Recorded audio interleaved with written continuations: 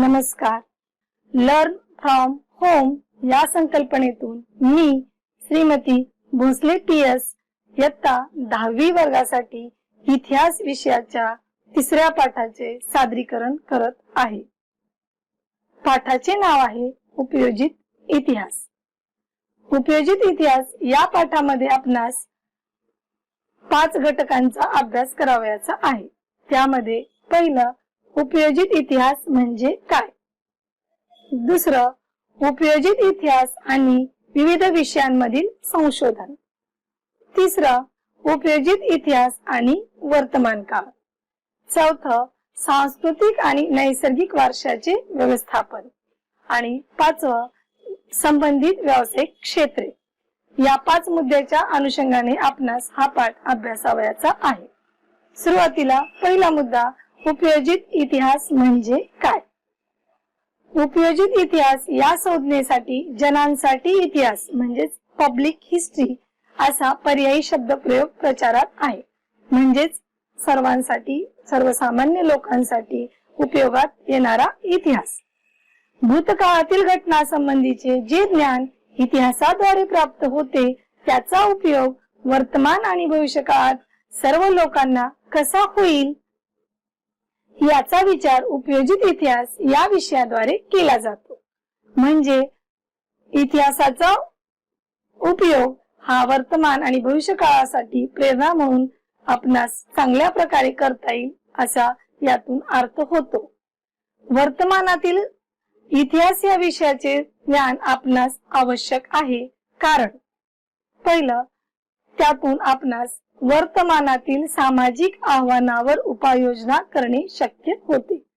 म्हणजे वर्तमान काळात जीवन जगत असताना आपल्या समोर अनेक अडचणी, समस्या ह्या येत असतात आणि त्या अडचणी आणि त्या समस्या सोडवण्यासाठी आपण इतिहासातील घटनांचा दाखला घेऊ शकतो, ज्याद्वारे ह्या अडचणीवर आपण मात करू शकतो. दुसरं सामाजिक उपयुक्ततेचे निर्णय घेणे. समाजासाठी उपयुक्त काही गोष्टी कराव्याच्या असतील तर त्या संबंधी प्राचीन, मध्ययुगीन काळामध्ये काय प्रयत्न केले गेले आणि त्या प्रयत्नातून समाजाने कशी प्रतिक्रिया दिली किंवा समाज कशा प्रकारे परिवर्तित झाला याचा अभ्यास करून वर्तमान काळामध्ये आपणास उपाययोजना करणं शक्य होऊ शकतं. आणि या सर्वांसाठी इतिहासाचं ज्ञान आवश्यक आहे. उपयोजित इतिहासाच्या क्षेत्रात केवळ तज्ञ व्यक्तीच नव्हे तर सर्वसामान्य लोकांचा सुद्धा विविध अंगांनी सहभाग असू शकतो. संग्रहालय, प्राचीन स्थळे यांना भेट देणारे पर्यटक या नात्याने त्यांचा सहभाग महत्वाचा असतो. कारण पर्यटन ही माणसाची आज अत्यावश्यक गरज बनलेली आहे. कारण औद्योगिक क्रांतीनंतर माणसाचे जीवन हे धकाधकीचं बनलं आणि या धकाधकीच्या धावपळीच्या जीवनातून विरंगुळा किंवा आनंद मिळवण्यासाठी पर्यटन हे आवश्यक बनलं आणि त्यातूनच विविध पर्यटन स्थळांना भेट देणं हे त्या योगाने आलं. पर्यटनामुळे काही गोष्टी साध्य होऊ शकतात. त्यामध्ये पहिली महत्वाची गोष्ट म्हणजे इतिहासासंबंधीची आवड वाढीस लागते. कारण आपल्या पूर्वजांनी जो समृद्ध वारसा आपल्यासाठी दिलेला आहे तो जोपर्यंत आपण पाहणार नाही, त्याला भेट देणार नाही, तोपर्यंत त्या इतिहासाविषयी आपल्या मनामध्ये प्रेम, आपुलकी ही निर्माण होऊ शकणार नाही. दुसरं, समाज मनामध्ये इतिहासाची जाणीव निर्माण होते. याचं उदाहरण द्यायचं असेल तर आपल्याला किल्ल्याचं उदाहरण द्यावं लागेल. जेव्हा आपण एखाद्या किल्ल्याला भेट द्यायला जातो तेव्हा तो किल्ला आपण एका दमामध्ये सहज चालू सुद्धा शकत नाही. तर त्या काळामध्ये त्या राजांनी तो किल्ले बांधकामासाठी काम करणारे जे काही मजूर होते त्यांनी तो किल्ला कसा बांधला असेल, किंवा मावळे त्या किल्ला कसा चढत असतील, किंवा त्या किल्ल्यावर कशा प्रकारे रसद पोहोचवली जात असेल, हा विचार मनात येतो आणि आपल्याला क्षणात जाणीव होते की हा किल्ला आपल्याला जपायला हवा. कारण एकदा का याची क्षती झाली की पुन्हा तो निर्माण करणे नाही. म्हणजेच इतिहासाची जाणीव आपल्याला पर्यटनामुळे निर्माण होते. तिसरं, त्याचबरोबर स्वतःच्या शहरात किंवा गावात असणाऱ्या प्राचीन स्थळांच्या जतन आणि संवर्धनाच्या प्रकल्पामध्ये सुद्धा आपण सहभाग घेऊ शकतो. उदाहरण द्यायचं झालं तर लातूर जिल्ह्याचं देता येईल. लातूर जिल्ह्यामध्ये अनेक प्राचीन सांस्कृतिक स्थळे आहेत. लातूर शहरामध्ये सिद्धेश्वरचे मंदिर हे प्राचीन मंदिर म्हणून ओळखले जाते आणि तिथे एक प्राचीन शिलालेखही आपल्याला पाहाव्यास मिळतो. त्याचबरोबर लातूरच्या गंजगोलाईला सुद्धा 100 वर्षाचा इतिहास आहे. त्याचबरोबर लातूर जिल्ह्यामध्ये उदगीरचा किल्ला किंवा मग मराठी आणि निजाम यांच्यामध्ये झालेली लढाई आणि सदाशिवराव भाऊने गाजवलेल्या पराक्रमाची साक्ष आपल्याला उदगीरला भेट दिल्यानंतर कळते. त्याचबरोबर औशाचा किल्ला असेल किंवा मग निलंग्यापासून जवळ असणाऱ्या खरोशाच्या लेण्या असतील, ह्या पर्यटन स्थळाला जेव्हा एखादा पर्यटक भेट देतो तेव्हा त्याच्या मनात नक्की जाणीव होते की हे स्थळ पुढच्या पिढीसाठी कायम तशी राहिली पाहिजेत आणि त्यातून या पर्यटन स्थळाच्या जतन आणि संवर्धनाची जाणीव त्याच्यामध्ये निर्माण होते. जाणून घ्या जनांसाठी इतिहास. इतिहासाविषयी लोकांच्या मनात अनेक गैरसमज असतात. उदाहरणार्थ इतिहास हा विषय फक्त इतिहासकारांसाठी आणि इतिहास विषयांचा अभ्यास करू इच्छिणाऱ्या विद्यार्थ्यांसाठीच असतो. दैनंदिन जीवनात इतिहासासारख्या विषयाचा काही उपयोग नसतो असे अनेक गैरसमज 21व्या शतकापर्यंत सर्वसामान्य जगातील लोकांच्या किंवा इतिहास शिकणाऱ्या विद्यार्थ्यांच्या मनामध्ये होते. पण आज ही चित्र बदललेलं आहे. इतिहासासारखा विषय आर्थिक दृष्ट्या उत्पादक क्षेत्राशी जोडला जाऊ शकत नाही अशा गैरसमजावर मात करत इतिहासाची नाळ लोकांच्या वर्तमान काळातील जीवनसरणीशी जोडणारे क्षेत्र म्हणजेच जनांसाठी इतिहास. परदेशातील अनेक विद्यापीठांमध्ये जनांसाठी इतिहास या विषयातील अभ्यासक्रम शिकवले जातात. म्हणजे आज इतिहासाला एक जागतिक विषय म्हणून मान्यता मिळालेली आहे आणि इतिहास विषय अभ्यासणाऱ्या अनेक इतिहास प्रेमींची संख्याही दिवसेंदिवस वाढताना आपल्यास दिसून येत आहे. आपल्या भारतामध्ये बंगळूर येथे Srishti institute of art design and technology या संस्थेत सेंटर फॉर पब्लिक हिस्ट्री हा स्वतंत्र विभाग आहे. तिथे या विषयातील प्रकल्प आणि संशोधनाचे काम चालते. कारण आज जो इतिहास आपल्या समोर दिसतो तोच खरा इतिहास आहे असं आपण म्हणू शकत नाही. जेव्हा नवीन पुरावे दाखले आपल्या समोर येतील तेव्हा आपल्याला इतिहासाचं पुनर्लेखन सुद्धा करावं लागेल.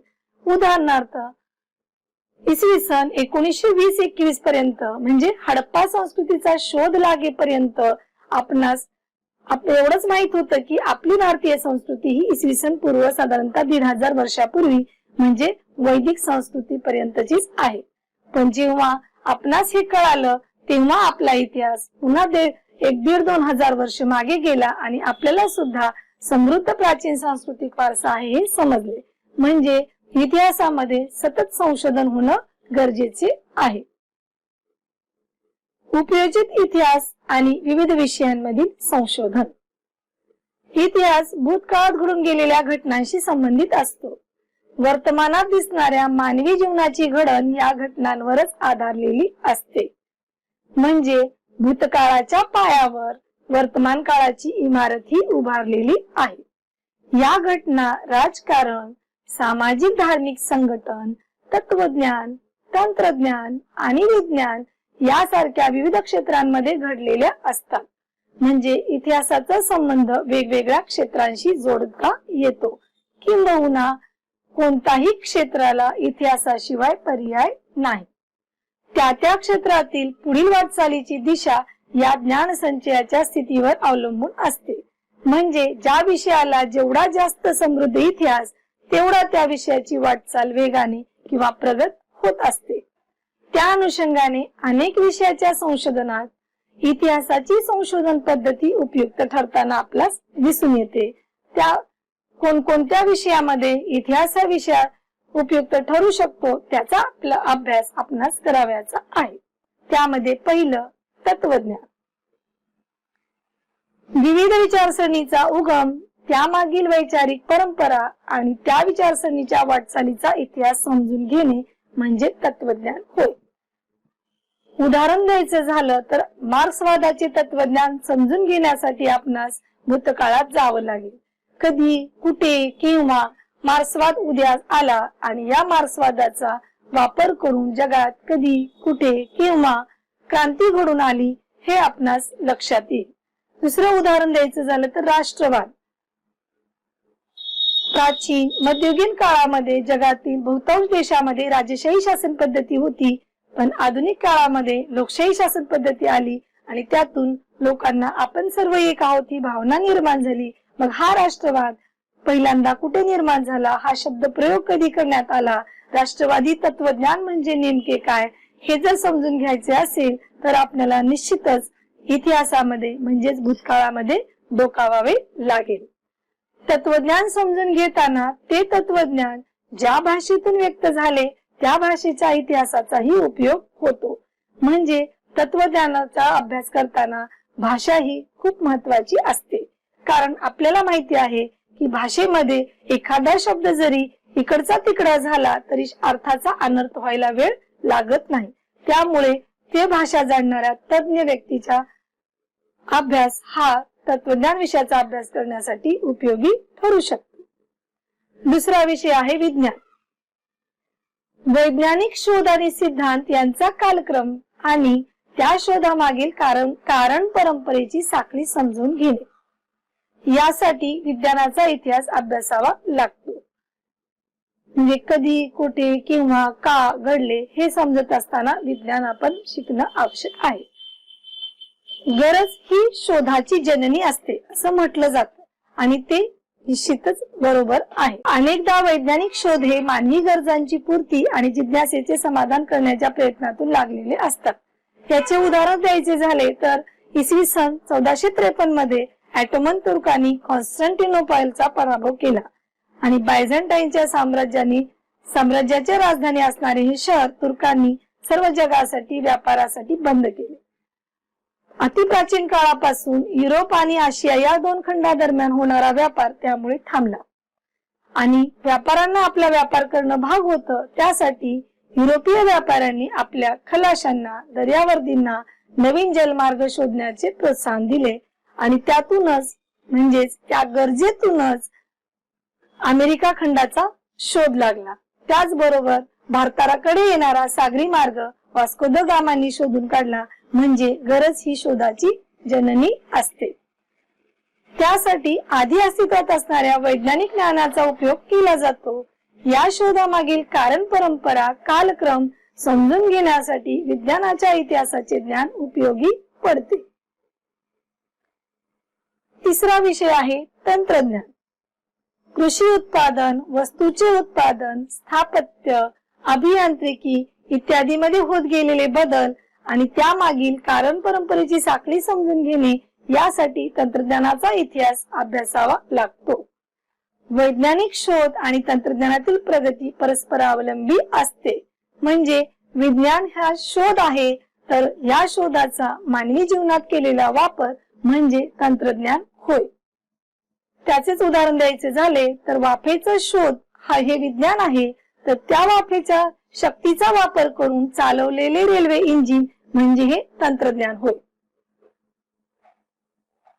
मानवाच्या उत्क्रांतीच्या काळात मानव हा सुरुवातीला शिकार करून आपला उदरनिर्वाह भागवत असे आणि सुरुवातीला शिकार करत असताना त्याला हिंस्र प्राण्यांची शिकार करण्यासाठी हत्यारांची गरज भागू लागली आणि त्यातूनच मानवाने पहिले दगडी हत्यार बनवले ते म्हणजे हातकुऱ्हाड. आणि त्यातून पुढे नवाश्म युगामध्ये शेतीचा शोध लागला आणि त्या शेतीची प्रगती आज कुठपर्यंत गेलेली आहे तो इतिहास आपणास माहित आहे. शेतीच्या प्रत्येक कामामध्ये आज आपण जास्तीत जास्त प्रमाणात यंत्रबळाचा वापर करत आहोत म्हणजेच तंत्रज्ञानाचा वापर करत आहोत. मग ते पेरणी, कापणी, मळणी, फवारणी या सर्व कामासाठी आपण तंत्रज्ञान उपयोगी पडत आहे. पुढे मानवाच्या प्रगतीमुळे उत्पादन प्रक्रियांचे यांत्रिकीकरण होत गेले आणि आज त्याचाच परिणाम म्हणजे आपणास जगामध्ये अनेक देशांमध्ये बेकारीची समस्या दिवसेंदिवस भेडसावताना दिसते आहे. ते कसे होत गेले, विज्ञान आणि तंत्रज्ञान कसे नेहमीच एकमेकांवर अवलंबून असतात, हे समजण्यासाठी तंत्रज्ञानाचा इतिहास समजून घेणे आवश्यक असते. चौथं, उद्योगधंदे आणि व्यापार. उद्योगधंदे आणि व्यापार यामुळे मानवी समाजातील परस्पर व्यवहाराचे क्षेत्र विस्तारते. 18व्या शतकामध्ये इंग्लंड या देशामध्ये औद्योगिक क्रांती झाली आणि औद्योगिक क्रांतीमुळे वस्तूचं उत्पादन कमी वेळात, कमी खर्चात आणि मोठ्या प्रमाणात होऊ लागलं. एवढ्या मोठ्या प्रमाणात होणाऱ्या वस्तूचं उत्पादन विकण्यासाठी मोठ्या बाजारपेठेची आवश्यकता जाणवू लागली आणि त्यातूनच युरोपातील अनेक व्यापारी आशिया, आफ्रिका या खंडाकडे वळले आणि त्यातूनच व्यापारामध्ये मोठ्या प्रमाणात वाढ झाली. आणि हे व्यापारी जेव्हा या खंडामध्ये गेले, त्याचबरोबर त्यांनी आपली संस्कृती सुद्धा त्या खंडामध्ये आणली आणि त्यांचं जाळं सुद्धा तिथे विस्तारित करण्याचं काम त्यांनी केलं. उद्योगधंदे आणि व्यापाराच्या व्यवस्थापनाचा हाच एक महत्वाचा भाग म्हणून ओळखला जातो. कारण मानव जिथं जिथं जातो तिथं तिथं त्याच्या सोबत त्याची संस्कृती ही असतेच. बाजार आणि व्यापार यांचे स्वरूप आज बदलत जाताना आपल्याला दिसत आहे. पूर्वीच्या काळी होणारा व्यापार हा स्थानिक असे आणि बराचसा व्यापार हा वस्तुविनिमय पद्धतीने केला जात असे. पण आज आपण घर बसल्या कॉम्प्युटर, इंटरनेटच्या मदतीने व्यापार करू शकतो. म्हणजे व्यापार करण्यासाठी आपल्याला आपल्या घराच्या बाहेर सुद्धा जायची गरज नाही किंवा आपल्या मोबाईल वरून आज आपण आपणास हवी ती वस्तू मागवू शकतो. म्हणजे आज एवढं व्यापाराचे जे स्वरूप बदलत चाललेलं आहे त्याचा अभ्यास करत असताना आपल्याला इतिहासापासून सुरुवात करावी लागेल. म्हणजे हा प्रवास कधी, कुठे, केव्हा सुरू झाला हे समजण्यासाठी आणि त्याचबरोबर हे होत असताना समाजाची सांस्कृतिक घडण, सामाजिक रचना, आर्थिक व्यवस्था कशा प्रकारे बदलत गेली याचा इतिहास सुद्धा आपणास अभ्यासावा लागतो. 5वा विषय आहे व्यवस्थापन. उत्पादनाची संसाधने, मनुष्यबळ आणि उत्पादनाच्या विविध प्रक्रिया, बाजार आणि विक्री यांच्या व्यवस्थापनाच्या साखळीत त्यांच्या संबंधातील भूतकाळातील यंत्रणा कशा होत्या हे समजून घेणं आवश्यक आहे. त्यास आपण व्यवस्थापन असे म्हणतो. कारण व्यवस्थापन म्हणजेच नियोजनाशिवाय कुठलीच गोष्ट ही साध्य होऊ शकत नाही. या साखळीमध्ये गुंतलेल्या विविध स्तरावर लोकांची परंपरागत मानसिकता काय होती आणि त्याचबरोबर सामाजिक आर्थिक संघटनांचा त्यावर काय परिणाम झाला याचा सुद्धा आपल्याला अभ्यास करावा लागेल. कारण मनुष्य हा समाजशील प्राणी आहे.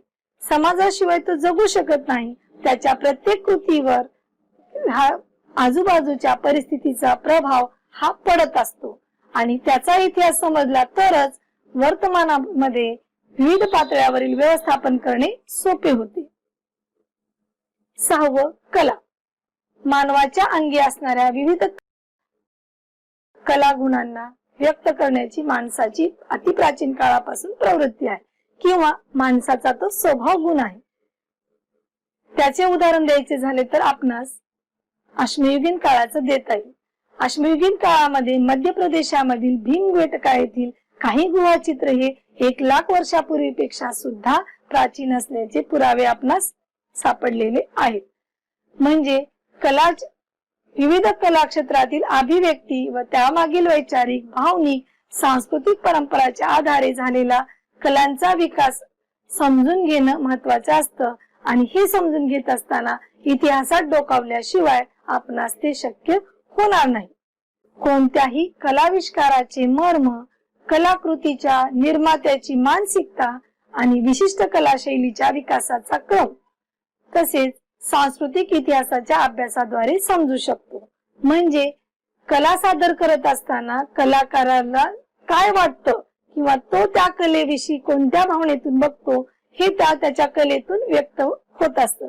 उदाहरणार्थ एखादा साहित्यिक जो लेखक आहे आणि त्याला जर काही लिखाण करायचं आहे आणि तो खूप दुःखी आहे, त्याच्या आयुष्यात प्रचंड चिंता आहे, व्यथा आहे, तर बऱ्याच अंशी त्याच्या साहित्यामधून त्याच भावना प्रकट होताना दिसत असतात.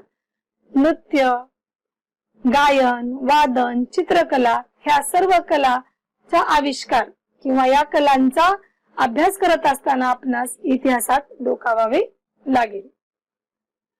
सातवं मानव्य ज्ञानशाखा. इतिहास म्हणजे प्राचीन कालखंड किंवा भूतकाळाचा अभ्यास. पुरातत्व म्हणजे भौतिक साधनांचा अभ्यास करणारे शास्त्र. समाजशास्त्र म्हणजे मानवी समाज रचनेचा अभ्यास करणारे शास्त्र. मानवशास्त्र म्हणजे मानवाच्या निर्मितीपासून उत्क्रांतीपासून ते 21व्या शतकातील प्रगत मानवापर्यंत मानवाचा सर्वांगीण दृष्टीनं अभ्यास करणारे शास्त्र म्हणजे मानवशास्त्र. राज्यशास्त्र म्हणजे शासन संस्थेचा अभ्यास करणारे शास्त्र. अर्थशास्त्र म्हणजे आर्थिक देवाणघेवाणीचा किंवा अर्थव्यवस्थेचा अभ्यास करणारे शास्त्र. यासारख्या ज्ञानशाखाचा उगम आणि विकास यांचा इतिहास समजून घेणे हे या ज्ञानशाखांच्या अभ्यासाचा आवश्यक भाग आहे. तत्वज्ञान ही विज्ञान आणि इतर सर्वच ज्ञानशाखाची जननी मानली जाते. कारण कुठल्याही ज्ञानशाखेचा विकास होत असताना सुरुवातीला एक तत्व समोर यावं लागतं आणि त्या अनुषंगाने तो विषय तो अभ्यास पुढे पुढे जात असतो. वैश्विक पसारा आणि मानवाचे त्यातील अस्तित्व याचा परस्पर संबंध समजून घेण्याच्या जिज्ञासेतून जगभरातील सर्वच मानवी समाजामध्ये त्या संबंधीची अनुमाने लोक मांडू लागले आणि त्यातूनच आज आपण पाहतो की जगभरातल्या अनेक धर्मामध्ये जगाच्या उत्पत्ती संबंधीच्या कथा, सृष्टीचक्र, मानवी जीवनासंबंधीची मिथके म्हणजे दंतकथा, देवदेवता संबंधीच्या कल्पना आणि त्या देवदेवतांना प्रसन्न करण्यासाठी केलेले विधी, त्या संबंधीचे तात्विक विवेचन याचा विकास झाला. आणि हिंदू धर्मात तर वेगवेगळ्या प्रकारे वेगवेगळ्या देवतांच्या माध्यमातून हा पसारा मांडण्याचा प्रयत्न केलेला आपणास दिसून येतो. प्राचीन लोकांनी केलेल्या या गोष्टीविषयीच्या विचारात तत्वज्ञानाची बीजे आहेत. इथे उल्लेख केलेल्या मानव शाखेतील विविध शाखांच्या विकासाला तत्वज्ञानातील सिद्धांताचा पाया आहे. म्हणजे प्रत्येक विषयाचं स्वतंत्र तत्वज्ञान असतं आणि इतिहासाच्या आधारे आपणास त्या विषयाच्या वाटचालीचा अभ्यास किंवा आकलन करता येऊ शकतं. त्यानंतर उपयोजित इतिहास आणि वर्तमान काळ. इतिहासाचा दैनंदिन व्यवहारामध्ये उपयोग काय असा प्रश्न नेहमी विचारला जातो. तर इतिहासाच्या अभ्यासातून आपणास या प्रश्नाचे उत्तर नक्कीच सापडू शकेल. भूतकाळाचे मूर्त आणि अमूर्त स्वरूपातील अनेक अवशेष वर्तमान काळात अस्तित्वात असतात. त्यांच्याबद्दल आपल्या मनामध्ये कुतूहल असते, आत्मीयताही असते. त्यांच्या अस्तित्वाच्या ह्या खुणा आपणास समजून घ्याव्यासा वाटतात आणि कारण तो आपल्या पूर्वजांनी निर्माण केलेल्या कलाकृतीचे, परंपरांचे अवशेष असतात. तो आपला सांस्कृतिक वारसा असतो, ती आपली खरी ओळख असते. कारण भूतकाळाच्या पायावरच वर्तमान काळाची इमारत ही उभारली जाऊ शकते. त्याच्या इतिहासाचे ज्ञान आपल्याला आपल्या उगमाकडे घेऊन जाणारे असते. त्यामुळे तो सांस्कृतिक वारसा आपल्या आणि पुढील पिढ्यांच्या हितासाठी दीर्घकाळ जतन करण्याची आणि संवर्धन करण्याची आवश्यकता निर्माण होते. उपयोजित इतिहासाच्या आधारे मूर्त आणि अमूर्त स्वरूपातील सांस्कृतिक वारशाचे जतन आणि संवर्धन करता येते. त्यामुळे व्यवसायाच्या अनेक संधी आपणास उपलब्ध होत असतात.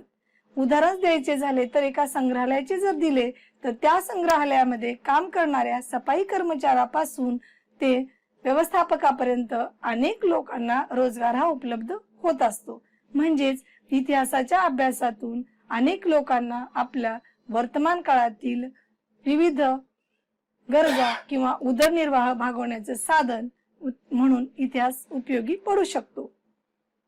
इतिहासाचे यथायोग्य आकलन आणि भविष्य काळासाठी दिशादर्शन म्हणूनही आपण उपयोजित इतिहासाचे वर्णन करू शकतो.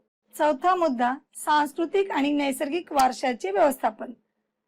आपल्या पूर्वजांनी निर्माण केलेल्या अनेक सांस्कृतिक वारसा आणि निसर्ग निर्मित वारसा आपल्याला मिळालेला आहे, पण वेगवेगळ्या कारणांनी तो आज नामशेष होण्याच्या मार्गावर आहे. तेव्हा त्याचे व्यवस्थापन करणं अत्यावश्यक आहे. त्यामध्ये पहिल्यांदा आपल्याला पाहायचं आहे सांस्कृतिक वारसा.